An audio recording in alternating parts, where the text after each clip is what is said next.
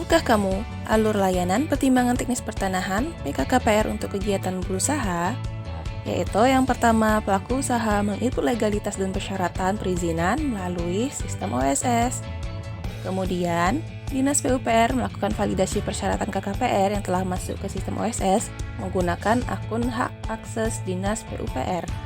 Lalu BPN menerima notifikasi validasi dan melakukan perhitungan tarif PNBP, membuat kode billing dan SPS. Lalu, untuk itu pelaku usaha menyerahkan berkas fisik ke BPN untuk memenuhi persyaratan peninjauan lapang dan melakukan pembayaran PNBP. Dari situ, BPN menghubungi pelaku usaha untuk penjadwalan peninjauan lapang.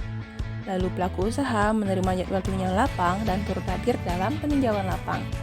BPN memproses hasil peninjauan lapang, menerbitkan PTP dan peta KKPR.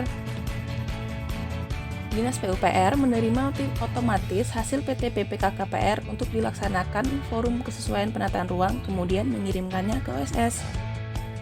OSS menerima hasil forum, kemudian menerbitkan hasil perizinan berusaha ke akun OSS pelaku usaha.